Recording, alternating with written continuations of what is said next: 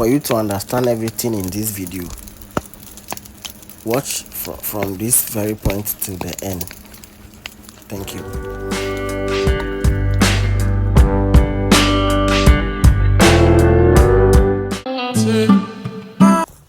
Welcome back to the channel. This is MJ Fanbase again. If this is your first time of seeing this channel, stay tuned, and if you like our content, subscribe for more. Yes, this is our cassava farm, and we've been going through stages, and this is another stage of the farm. After preparing the farm and everything is going on well, 7 months into the farming, this very farm is our commercial farm, 10 acres in size, which we share all the information on this platform with anybody that is interested about cassava farming. So if you think you need some information about cassava farming, if you have any question, leave it in the comment section. We'll attend to you when we see your comment, and we'll provide all the information we need where we know about cassava farm to you. So stay tuned. For more information, check out our channel. Here in this farm, from start to finish, we want to explain the challenges mainly people face when going into cassava farming, or the challenges associated with cassava farms. Here within the whole municipality, which is Hope Central to be precise, our farm is located in between Tanywe and Hoju and Akwepe. Yes, so it's accessible. One, the farm must be accessible. Some people, the challenge they face is that, one, they don't have accessible routes to go to the farm in terms the farm is ready, or even transporting water or something to the farm to be used. So sometimes that is the challenge, because mind you, after the production, all the crop, after harvesting, you need to transport them to wherever you are going to process it or going to do your large sales. So that is it. So the farm, number one, must be accessible. When it's not accessible, it's a challenge. Imagine you are selling the farm to somebody, and you tell the person that the farm is located in this area, so they have to come and have a look. Just the visual inspection is going to throw the person off to even go ahead to buy, because they will begin to imagine, how am I going to transport this whole cassava when I get even to buy it from you? How do I then transport it? Maybe the person have the means, but the rules there to access the farm is poor, or is not good. So that is number one challenge. Number two challenge is before starting the farm. I should have given this one as number one, but consider this. Before starting the farm, the planting material, most especially what happens is that during the planting season, which is the early stage of the new farming season, people normally plant their cassava. The trick in this is that when it's raining before you plant the cassava, the germination that's very well done. If there's no rain and you decide to plant, if you like, observe these two things. This, what information I'm sharing here, is a practical information which I'm sharing with you. So bear it in mind that what I'm talking about, we know what we are talking about. Imagine it's last rain about 3 weeks ago, and you went there to go, and you went to your farm to go and plant cassava. And there's another one which maybe after a day it rained and you went to plant. You will see how the germination process of the one you planted a day before or a day after the rain, you will see how it is going to do. Not that they will not do, but from the germination. So you see that sometimes the vigor of the plant, or how strong the plants come up when germinated, and how strong it becomes, you observe it. But some, you see they are lacking, they are becoming thin, they are those ones that don't have enough water around it. So practically, if you want to observe what I'm talking about, you can also just go about planting some during the rainy season, and planting some during a very dry or humid weather. You see the difference, how they are flourishing from the leaves and everything. You see how they are doing, even though they will do, but this a personal observation I've observed so far from the farm. So that is it. Getting the planting materials is a very big challenge. During the farming season, or the start of the farming season, 2026 is now here, and the farming season has just begun. Depending on wherever you are located, here within the whole municipality, maybe by February, everybody is preparing their land, and by March, latest by March, you have to start planting. So but during that time, March, April, May, the rains are will be coming in heavy, so you can still go about planting. So that is it. That is the number two challenge of going to cassava farm, not getting the planting material. Sometimes, because the reason why they don't get the planting material is majority of the farmers all around where you farm, they are also going to plant during the new season. So they want to make sure they've had enough planting materials for themselves before even they will sell to you. Do you get it? So that is it. So have a nice way to go about it. So for us, how to beat this is we go directly to them to go and buy the old stock from them. Like, let's say you want to buy cassava, maybe 1 acre or half an acre, and after buying, you explain to them you want to use the stick. So if the person agree, you go ahead and you purchase from them, and by so doing, you also have access to the planting material, which is the cassava stick. That is the only trick which you can use, or unless you know somebody who has in abundance and want to give you. Yes, aside that, that is the number two challenge. Number three challenge, when the farm you've finished with the farm, or the production is going on and it's almost at the maturity stage, and when ending of the year, or beginning of the year, where bushfires are rampant. If it's bushfires are rampant in your area, consider that a challenge, because there are some instances, there's some type of fire individual cannot put them off. So what you do is, before getting into the dry season or the beginning of the year, where sometimes people set bushfires for what reason, why people even burn the bushes, I don't know. So but they do okay. So what you do is, you first prepare a fire belt. When you prepare that fire belt all around your farm, 2 meters apart, what do I mean by 2 meters? Like 2 meters. What I mean is 2 meters all around the radius of your farm. So you get a 2 meter radius farm belt. So, and leave it, contract some people for them to weed it for you. After they finish the weeding, leave it for about a month. So let's say in December, you've contracted some people to do that job for you all around the farm, and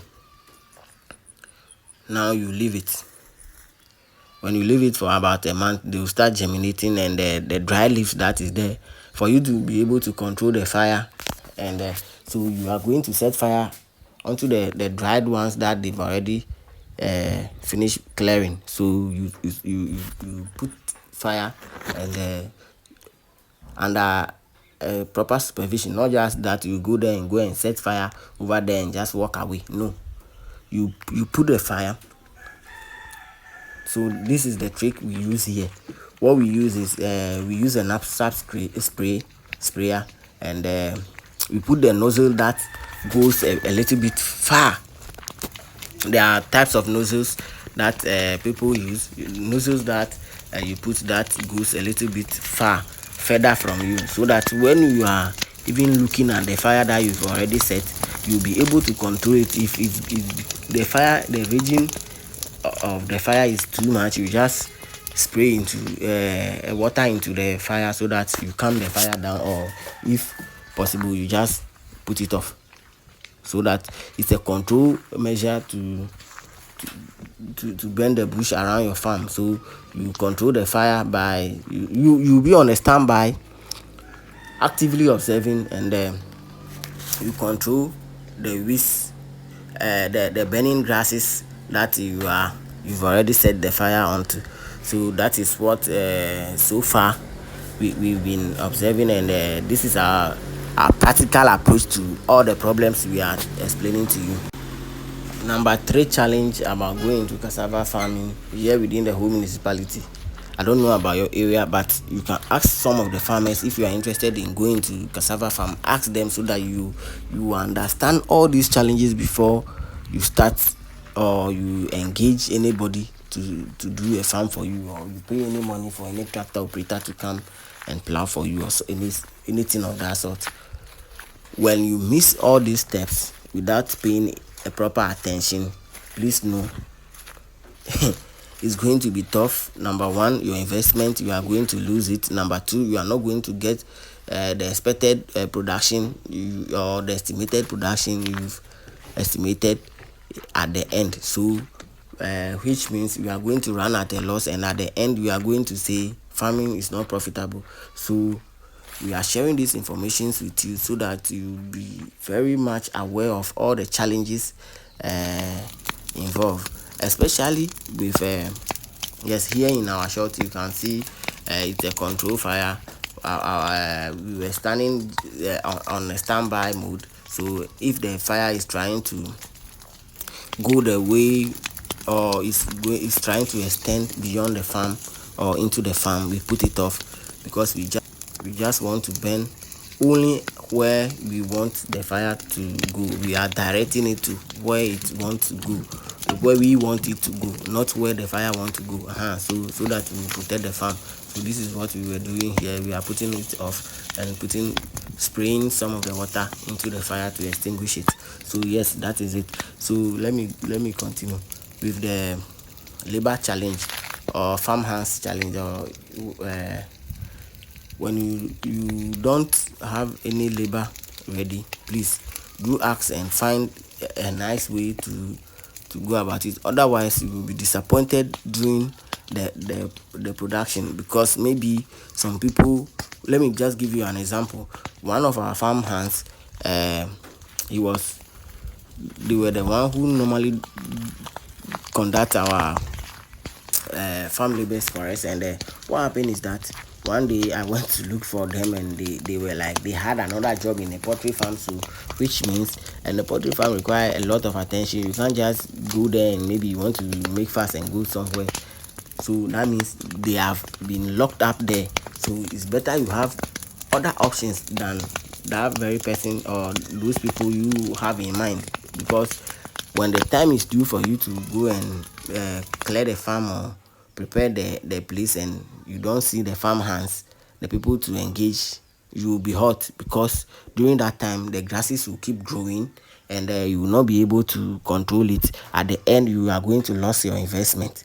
And when you give that very farm, or you sell it to somebody, the people will come and be like, this place is too bushy. So just imagine the stress you are going to go into. Imagine you went in for loan and all this turn up. That is how the whole thing has become. It's going to be a very big issue on your side.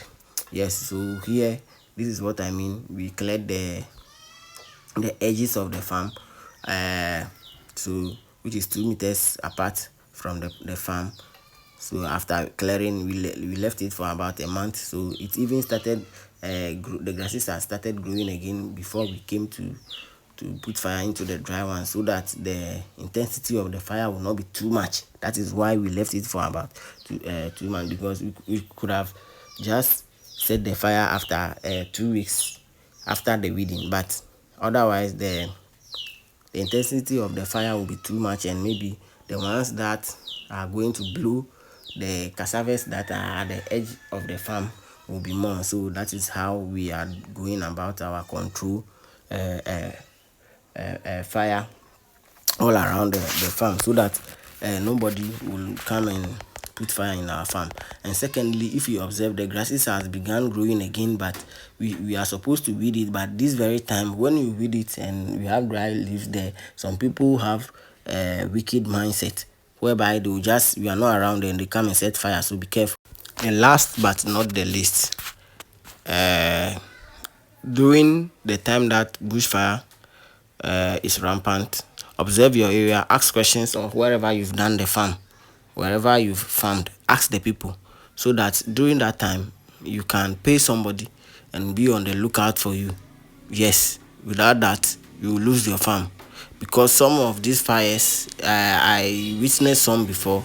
So the time we started our okra farm, what happened was that when we went there to go and water the okra over there, when we got there, there was a very raging big bushfire around our end. But for where we made the farm, there's no way the fire could cross and get into our farm. So for us, we were safe. But the rest of the people all around there, it was very sad.